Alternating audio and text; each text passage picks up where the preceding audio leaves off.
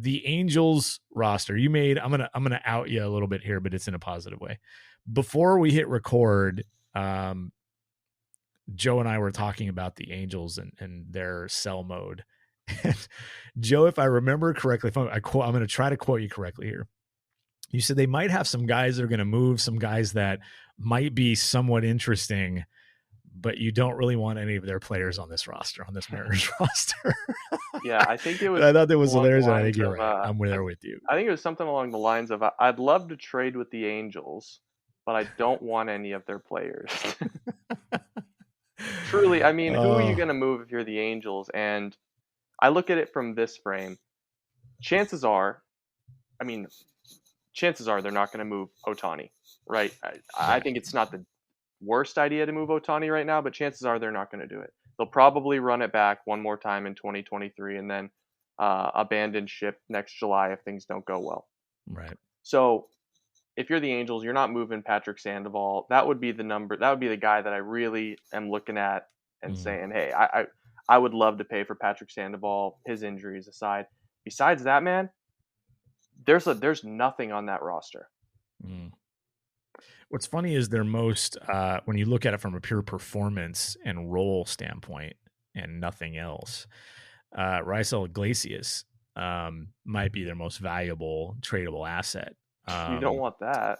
But you look at that contract and like they backloaded that deal too. Like what were they thinking, first of all, giving Raisel Iglesias, a 32-year-old reliever, 4 years and $58 million guaranteed. But then they backloaded it. He's only making $10 million this year. Mm-hmm.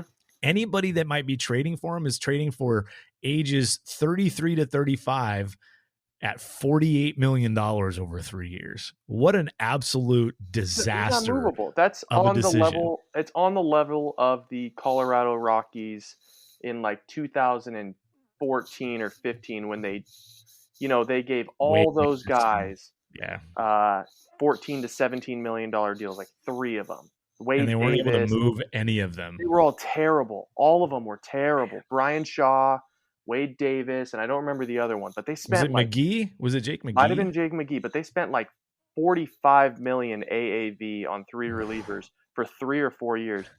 It's that bad. This roster, and I'll say it until they make some sort of change. This roster is the worst roster in baseball. It's not even close. I mean, when your third best player that actually gets at bats is Luis Rengifo, you are in no man's land. I mean, those fans are rooting. They're actively rooting for David McKinnon, who I like the David McKinnon story. I mean, he's kind of an interesting journeyman. He's a 27-year-old utility project. Right. He's what Dylan Moore was to the Mariners a couple of years ago, except 2 years older than Dylan Moore was at the time. Whose primary position is first base. Right. Which is just crazy. There's not a ton of value. He's not a guy who stays in the major leagues. That's just not a guy who stays in the major leagues. Yeah, that roster is poorly built. And there isn't. I mean, maybe they could sell Aaron Loop, Ryan Tepera, guys like that do have small inherent value, but nothing that's going to move the needle, nothing that's going to help.